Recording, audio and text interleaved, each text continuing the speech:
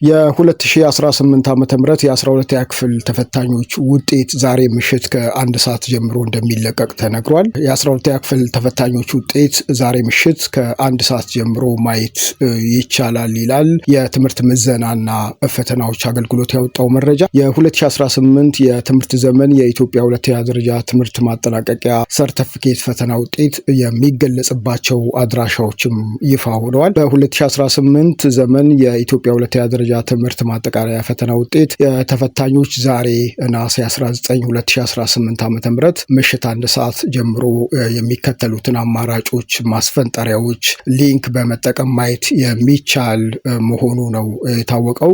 በፎቶ ላይ እንደምናሳያችሁ በእነዚህ ማስፈንጠሪያዎች መመልከት እንደሚቻልም ተገልጿል። በተያያዘም ተፈታኞች ቅሬታ ሲኖራቸው በአካል መምጣት ሳያስፈልጋቸው በተጠቀሰው አድራሻ ማመልከት የሚችሉ መሆኑን ነው የተጠቀሰው። እንግዲህ የ2018 የ12ኛ ክፍል ብሔራዊ ተፈታኞች አሁን በምናሳያችሁ አድራሻ በመግባት ውጤታችሁን መመልከት እንደምትችሉ የትምህርት ምዘና ፈተናዎች አገልግሎት ይፋ አድርጓል ማለት ነው። ከትላንት በስቲያ እንደምታስታውሱት የትምህርት ሚኒስትሩ ፕሮፌሰር ብርሃኑ ነጋ የ2018 ዓ.ም የብሔራዊ ተፈታኞች ውጤትን አስመልክቶ መግለጫ በሰጡበት ጊዜ በአመቱ 12.8 በመቶ ተፈታኞች ከ50 በላይ ውጤት ማምጣታቸውን ገልጸው እንደነበረ ይታወሳል። በአመቱ 550,210 ተፈታኞች ለፈተና ቀርበው ነበረ። 70,544 ተማሪዎች ብቻ ናቸው ማለፊያ ነጥብ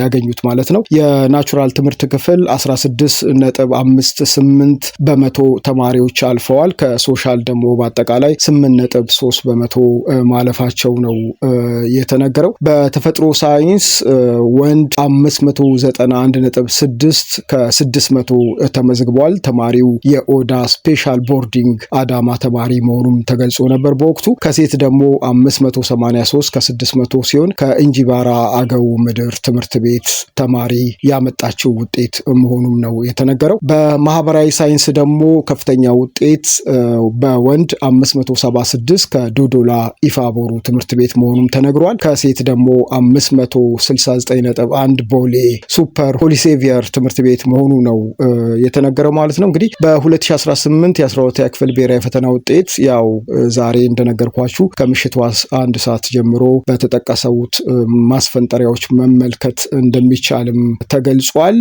በዚህ አመት ማለትም በ2018 ዓ.ም 88 ትምህርት ቤቶች ሙሉ ለሙሉ ተፈታኞቻቸውን ማሳለፍ ችለው እንደነበረ የትምህርት ሚኒስትሩ ፕሮፌሰር ብርሃኑ ነጋ ገልጸዋል። በተቃራኒው ደግሞ ምንም ተማሪ ያላሳለፉ ትምህርት ቤቶች ቁጥር ከባለፈው አመት ከነበረው 1230 ዘንድሮ ወደ 565 ዝቅ ማለቱን ከፍተኛ መሻሻል የታየበት መሆኑን የትምህርት ሚኒስትሩ ፕሮፌሰር ብርሃኑ ነጋ ገልጸዋል ማለት ነው። እንግዲህ ተማሪዎች ዛሬ ከ1 ሰዓት ጀምሮ በተጠቀሱት አድራሻዎች ውጤታቸውን እንድታዩም ተነግሯል።